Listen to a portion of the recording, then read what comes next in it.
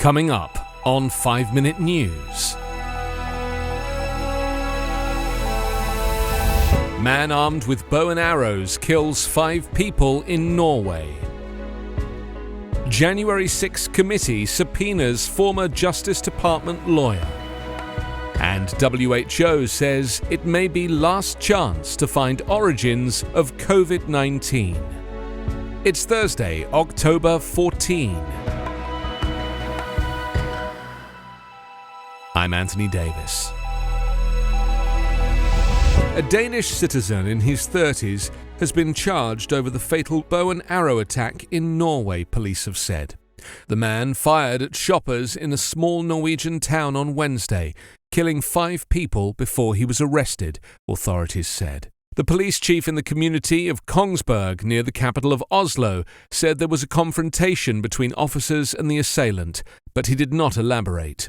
2 other people were wounded and hospitalized in intensive care, including an officer who was off duty and inside the shop where the attack took place, police said. Acting Prime Minister Erna Solberg described the attack as gruesome and said it was too early to speculate on a motive. Police were alerted to the attack around 6:15 p.m. and arrested the suspect about 30 minutes later. The community of some 26,000 inhabitants is about 41 miles southwest of Oslo. According to police, the suspect walked around downtown Kongsberg shooting arrows. Police declined to comment on reports that the man used a crossbow, saying only there were several crime scenes.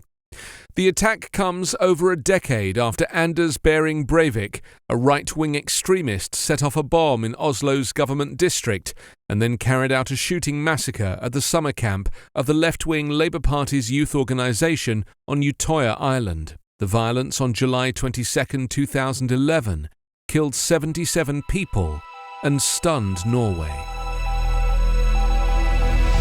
The House committee investigating the January 6 riot at the US Capitol issued a subpoena on Wednesday to a former Justice Department lawyer who positioned himself as an ally of President Donald Trump and aided Trump's efforts to challenge the results of the presidential election. The committee on Wednesday said it had demanded documents and testimony from Jeffrey Clark, a former Assistant Attorney General who lent a sympathetic ear to the president's baseless claims that the election results were fraudulent. Clark clashed with superiors during the tumultuous final weeks of the Trump administration, including during a dramatic White House meeting. The subpoena comes 1 week after the release of a Senate Judiciary Committee report that documented extraordinary tensions within the senior ranks of the Justice Department in December and January, as Trump and allies prodded the law enforcement agency to aid in efforts to undo the election won by Democrat Joe Biden. Trump's own Attorney General William Barr had said the Justice Department found no evidence of widespread fraud that could have overturned the results.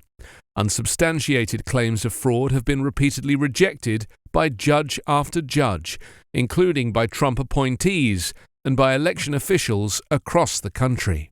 Meanwhile, the White House once again has said it wouldn't support former President Trump's assertion of executive privilege over a tranche of records related to the insurrection, and ordered the National Archives to turn over documents to congressional investigators within 30 days.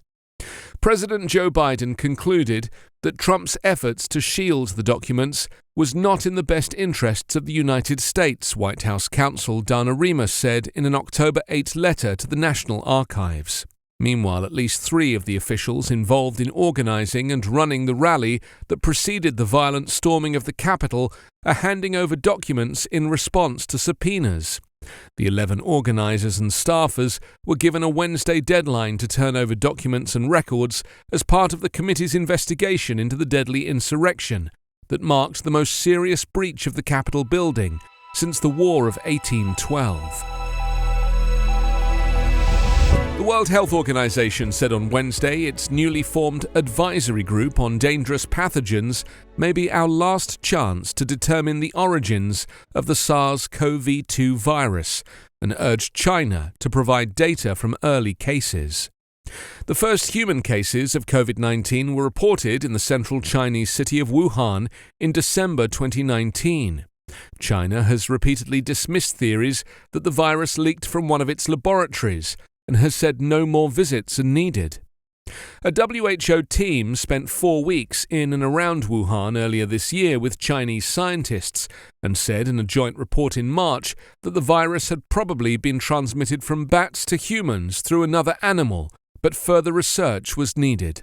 The WHO Director General has said the investigation was hampered by a dearth of raw data pertaining to the first days of the outbreak and has called for lab audits. Reported Chinese testing for antibodies in Wuhan residents in 2019 will be absolutely critical to understanding the virus's origins. The WHO, in an editorial in Science, said that detailed investigations of the earliest known and suspected cases in China prior to December 2019 were still needed, including analysis of stored blood samples from 2019 in Wuhan and retrospective searches of hospital and mortality data for earlier cases. You can subscribe to 5 Minute News on YouTube with your preferred podcast app. Ask your smart speaker or enable 5 Minute News as your Amazon Alexa flash briefing skill. Subscribe, rate and review online at 5minute.news. 5 Minute News is an Evergreen podcast covering politics, inequality, health and climate, delivering independent, unbiased and essential world news daily.